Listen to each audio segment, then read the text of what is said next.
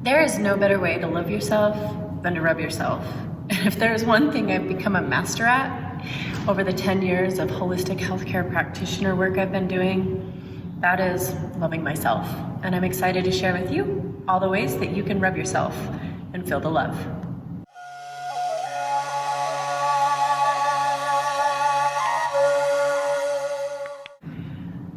The kind of rubbing I'm talking about is foam rolling, massage, lacrosse ball work, and it has been an intricate part of my healing and happiness and well-being. If I could go to see a massage therapist every day for 4 weeks in a row, it still wouldn't do what I've been able to do in foam rolling work, because nobody knows my body better than I do. First off, you need some kind of tool to work with. On my right here, I have a variety of foam rollers. Regular 36-inch by 6-inch foam roller works best. You can get these on most online stores. You notice this one is black and this one's white. Well, what's the difference? It's the density. So this one's a bit softer. It's nice if you're just starting out, but these break down fairly quick because you get used to the discomfort, the muscles start to feel better, and then you begin to crush it. So these thicker, more dense foam rollers seem to last longer, but are kind of harder to begin with. It's up to you how you want to invest. This blue one here is 4 inches. And is used for less than what I use these 6 inches for, but there are certain techniques and certain muscles that I have to have a 4-inch for, and as you go through the series, you may want one too. Some people use tennis balls, some people use baseballs. I personally love a lacrosse ball. It's very firm, it can travel and do a lot of the work that I need my foam roller to do when I'm away from home. So having a lacrosse ball in your arsenal or even in your purse is a really good thing to have. There are other balls on the market. This here is called an orb. It's a little bit larger, as you can see. It's just as firm, and it really has a different way of affecting my muscles when I work with it. You don't need all of these things, but having a variety and knowing how to use it and the differences is what we're going to go through in this series. Last, you see to my left a kettlebell. I use this for a little bit of internal work in my stomach and on my organs, and if you have one, great. If it's something that you come across in the videos and you want to work with, you can get these for fairly cheap. Before you foam roll, there's a couple of things that are really important for you to know. 1, please hydrate, and 2, hydrate, and 3, make sure you hydrate. And if you don't know the specifics of hydrating, I suggest you go watch my video on hydrating, because ultimately these muscles that are tight, they're holding a lot. They can hold toxins and they can hold emotions. And regardless if it's a toxin or an emotion that's all bound up in that muscle, it's that water that helps support and move that toxin along, and it's also water that helps cleanse our emotions. So making sure that you hydrate well before a foam rolling session and also after can prevent any kind of hiccups as far as your foam rolling practice goes. This can feel a little bit like one spot. I call it the epicenter of pain. And you might have pain all over the muscle, but usually after searching for a second, you will find the part that feels the tightest. This is known as a trigger point. And they say that it takes somewhere between 8 seconds to 1 minute for a trigger point to release. Why so long versus so short? I think that different studies say different things, mostly because we're looking at different people's bodies. And depending on how long that muscle's been tight or how little water that person drank is going to determine how long it takes for it to actually release. So when you're searching for these tight places, you want to actually move slowly. Muscles will not show you how tight they are if you go at this like a type A personality. So you don't want to roll all over the place and say, no, I don't really feel anything in there. In fact, I call it a sloth race. So the slower you can go, the more that muscle is going to trust you and open up to you and show you where its tight spots are. When you find that, you want to try to get on top of it.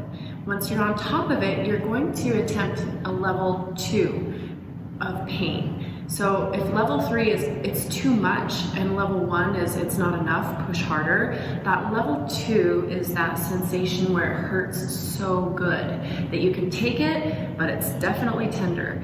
When you're there and you're hydrated and you're breathing, you're sending a message to the body that it's safe to let go. Let go of the emotion, let go of the toxin, and when it lets go, it's gonna feel like a patty of butter melting.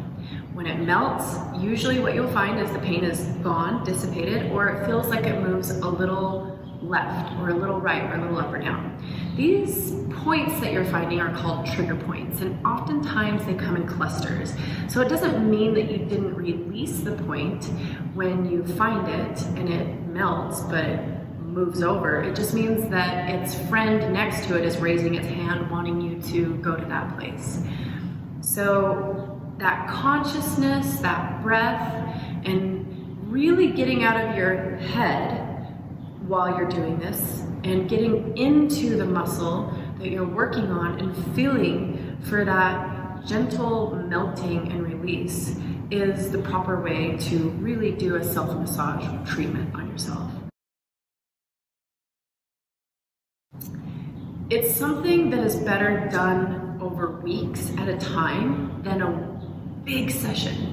And so I find that if there are very tight spots, say you watch the quads video and you begin foam rolling your quads and they're super tight, please do not try to fix it all in one night.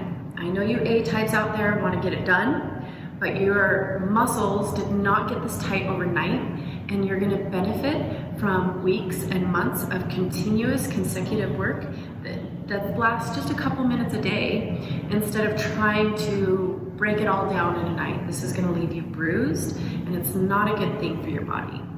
However, 20 minutes of foam rolling or massage work has the capacity to release as many feel-good hormones as orgasm.